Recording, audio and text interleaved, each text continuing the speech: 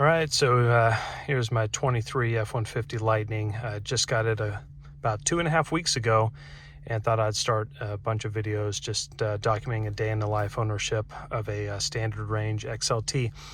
I'll do a walk around video later. Basically, the basic configuration I got, it's a standard range battery XLT, added the spray and bed liner, the max tow package for the battery cooling.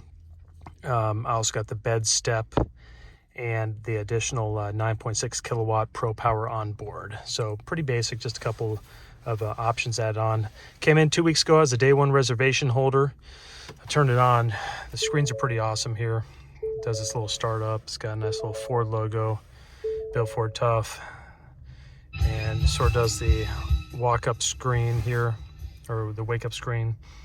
I have it in the comm screen right now. Basically shows the range and the mileage. That's about 62% charge, 133 miles range. I've been driving it all morning. Current temp's about 50 degrees outside.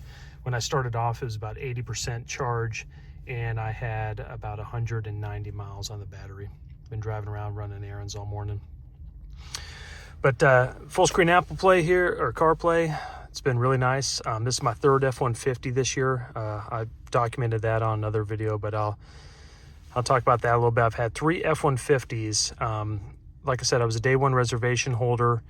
I ended up with the Ford debacle with the Lightning. I thought, hey, I'm never going to get this thing. You know, they started putting out wave 1, wave 2. I wasn't invited, even though I reserved in the first 10 minutes.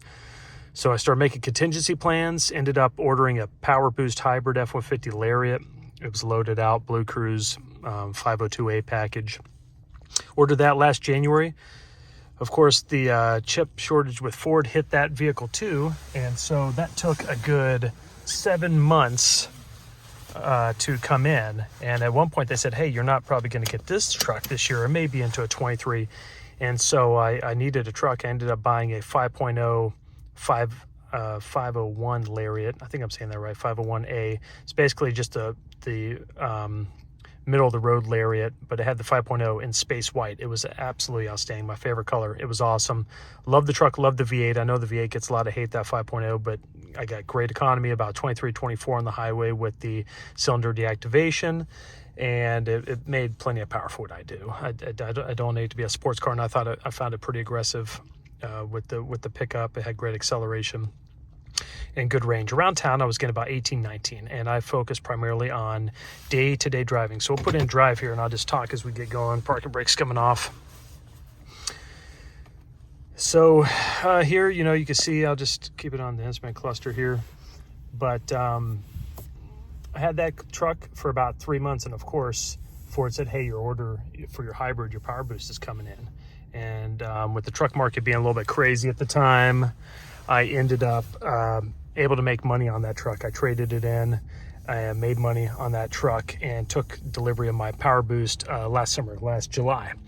Of course, 2 months after I took delivery of that, they said, hey, you're finally able to order Lightning. I was in wave 3 in September, and I was pretty unsure. We'll have another video out sometime, a comparison video of what I think about the hybrid and the Lightning. It was a long, hard decision. I stepped down in trim level for this Lightning. You guys that follow the Lightning, the pricing's been absolutely insane. It's been marked up about 3 times, and it priced me effectively out of a Lariat. Like, I could afford it. I just didn't want to blow that kind of money on a standard range, first gen product. So I got this XLT with options, and pretty happy with it. Like I said, I was really torn. The hybrid had amazing performance. I was getting, efficiency-wise, fuel mileage-wise, about 26, anywhere from 24 to 26 to 27 miles per gallon in my day-to-day driving, which is a lot of suburban driving, stop and go, taking the kids to school. On the highway, it wasn't as impressive. It definitely wasn't getting my mileage that my 5.0 got, which I found a little bit surprising. I was getting a good like 22 to 23 on the highway, driving about 65, 70. I was never doing 80.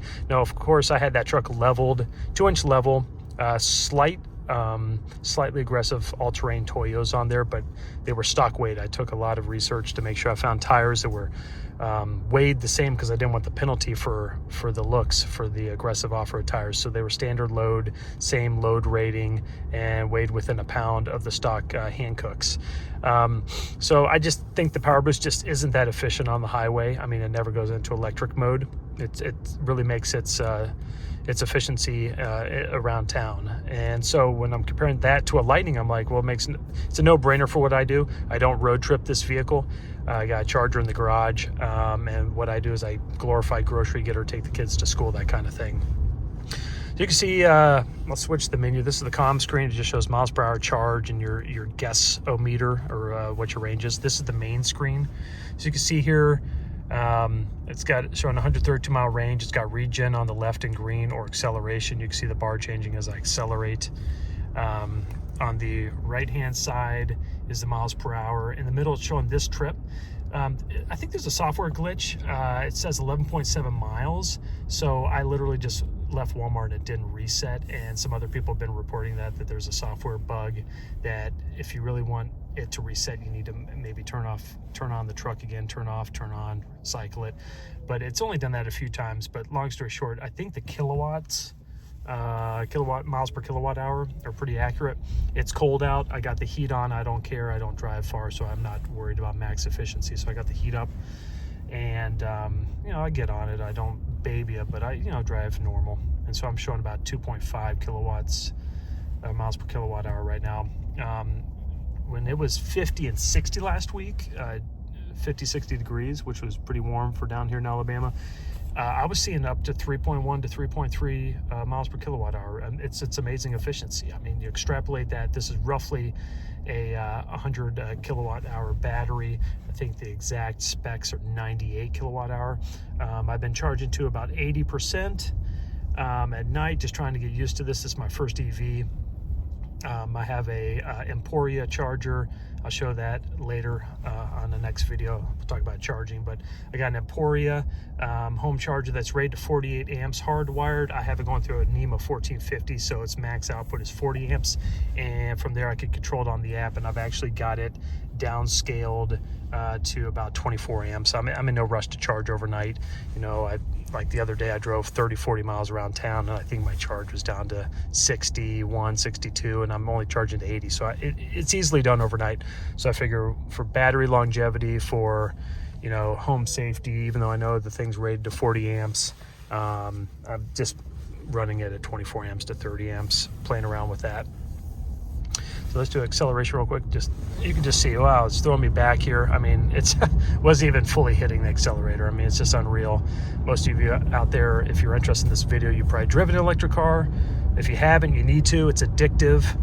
It's totally unlike the other F-150s. And I think I have a pretty good comparison. Like I said, I had two 14 gen F-150s. Both were 2022 models. So I've gone through the full game. I've had a 5.0, I've had a Power Boost, and now this Lightning is short order, about a period of 7-8 months.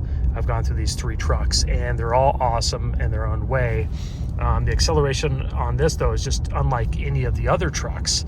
And the Power Boost was no slouch. I mean, it was super fast, over 500 torque. When those turbos spooled, there wasn't much lag. It really, really threw you back. But this is just different.